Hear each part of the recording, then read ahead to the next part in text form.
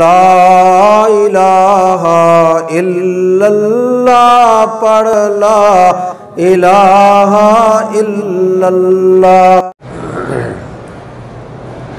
کسی غریب آدمی کو عمرہ کروائیں، اس پہ حج فرض ہوگا۔ حج کیا فرض ہوگا؟ پہلے ہی غریب ہے تو حج کہاں سے فرض ہو جائے گا؟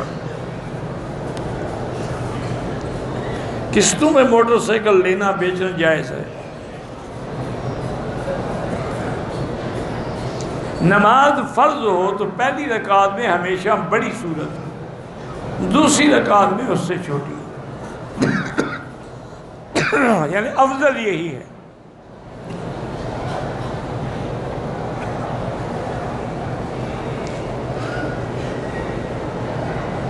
عمرے کے طواف میں جرابیں پہننی، عمرہ تو ہو گیا لیکن صدقہ آپ کے ذمہ لگ گیا، سلی ہوئی ہے نا جرابیں، وہ ناجائز ہیں۔ لاہور سے امیر خان نے سلام بھیجے، اللہ ان کو خوش رکھے، وعلیہ السلام۔ اگر نماز کی اگلی صف میں عورت کھڑی ہے، اس کے پیچھے بھی نہ کھڑے ہوں برابر، ورنہ نماز نہیں ہوگی۔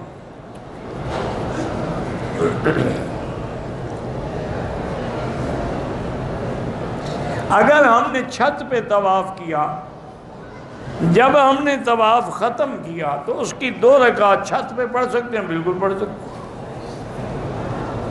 جیسے نیچے پڑھ سکتے ہیں ویسے اوپر پڑھ سکتے ہیں، جیسے نیچے طواف ہو سکتا ہے اوپر بھی ہو سکتا ہے۔ اللہ توفیق دے، ہیلی کاپٹر پہ بھی کر سکتے ہیں۔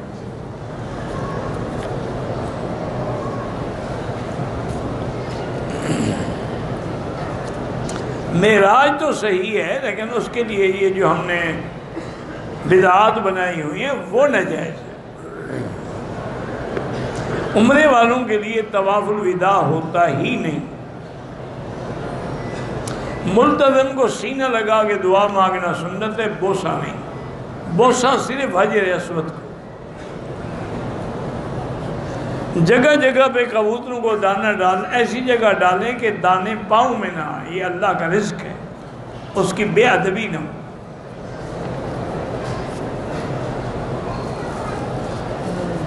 زید نے فاطمہ کا دودھ پیا تو زید کی فاطمہ کی کسی بیٹی سے شادی ہو سکتی ہے؟ بالکل نہیں ہو سکتی، وہ سارے اس کے بھائی بہن بن گئے۔